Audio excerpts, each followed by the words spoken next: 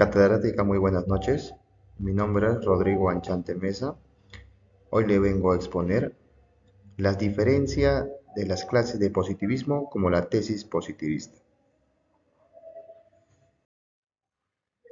El resumen de contenido de esta exposición es el informe del trabajo académico que tenemos, que analiza las diferentes teorías del derecho, incluyendo el iusnaturalismo, el positivismo, el realismo. Además, se examinan las diferentes corrientes del positivismo, como el excluyente de Kelsen, el incluyente de Hart o el metodológico, el crítico de Ferrajoli y el realismo jurídico de Ross.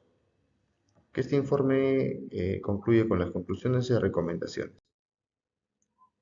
Bien, las teorías del derecho. En este informe se analiza tres corrientes principales: el iusnaturalismo, el positivismo y el realismo. El iusnaturalismo establece una distinción fundamental entre el derecho humano y el derecho natural, y que se considera de origen superior o divino. El positivismo se concentra en analizar el derecho tal como está codificado, ¿no?, evitando cualquier eh, valoración ética o reflexión sobre su relación con la realidad. El realismo, por otro lado, nos dice que sostiene que el derecho es un fenómeno social complejo y que no puede ser reducido a un conjunto de normas o principios abstractos. En resumen, las teorías del derecho son diferentes corrientes de pensamientos que buscan explicar la naturaleza del derecho y su relación con la sociedad y la moral. El iusnaturalismo es una corriente, como lo he mencionado anteriormente, de pensamiento que establece una distinción fundamental entre el derecho, creado por seres humanos mediante normas jurídicas emanadas de fuentes reconocidas, y el derecho natural se considera de origen superior o divino.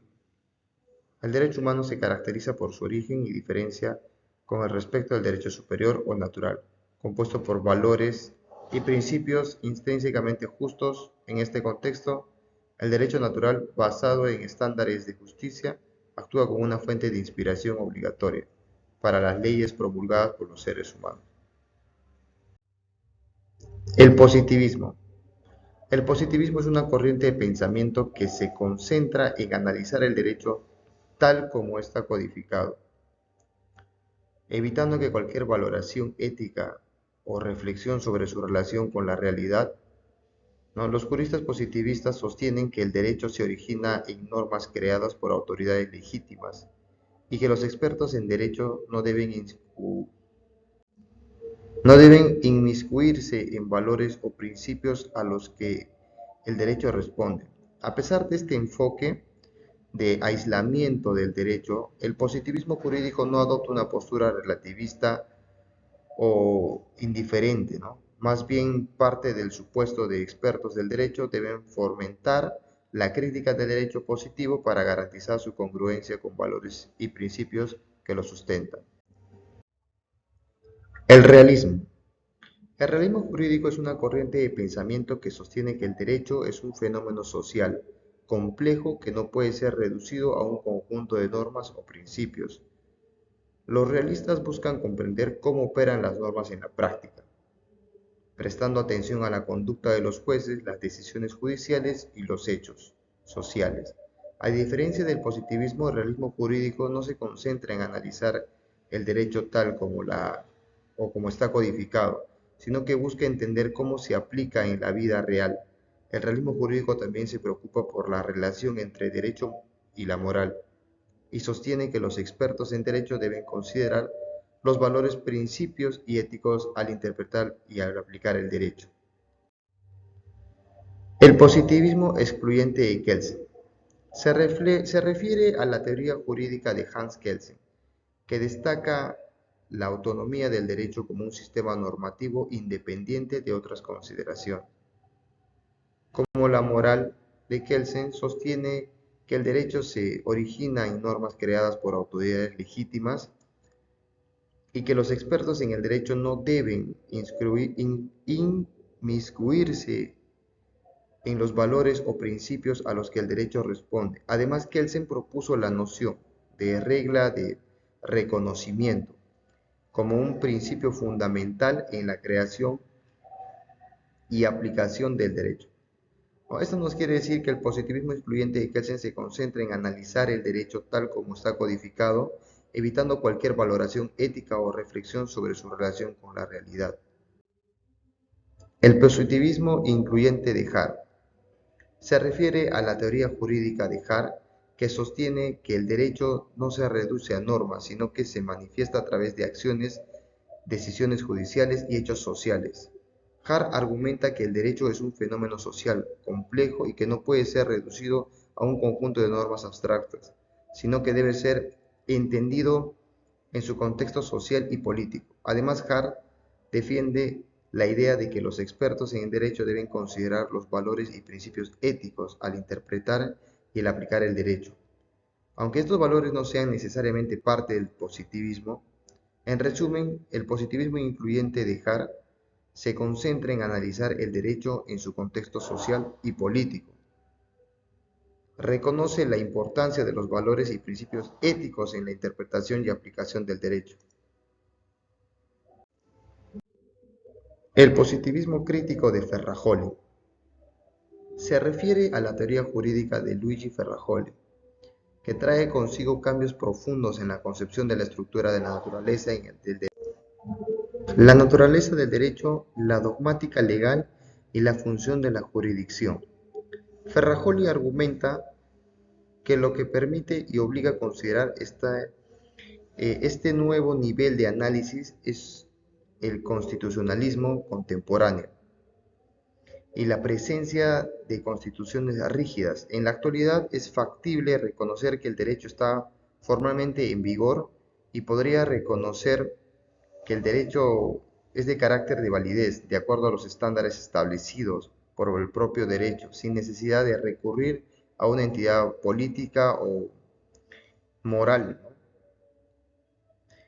En sí, Ferrajoli sostiene que el derecho debe ser entendido como un conjunto de normas que protegen los derechos fundamentales de las personas y que los expertos en derecho deben considerar los valores y principios éticos al interpretar y aplicar el derecho.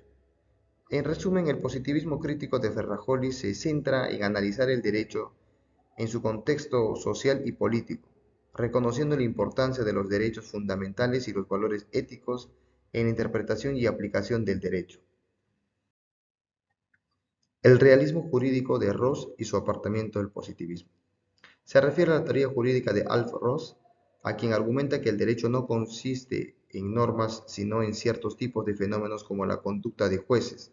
Ross se aparta del positivismo al sostener que el derecho no puede ser reducido a un conjunto de normas abstractas, sino que debe ser entendido en su contexto social y político. Además, Ross define que la idea de que los expertos en derecho deben considerar los valores y principios éticos al interpretar y aplicar el derecho, aunque estos valores no sean necesariamente parte del derecho positivo, ¿no?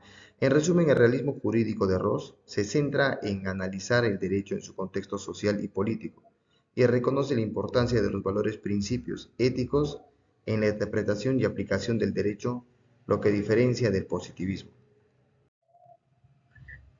En conclusión, el positivismo nos dice que es la perspectiva legal que se centra en el estudio del derecho tal como está establecido, sin valoraciones morales o éticas.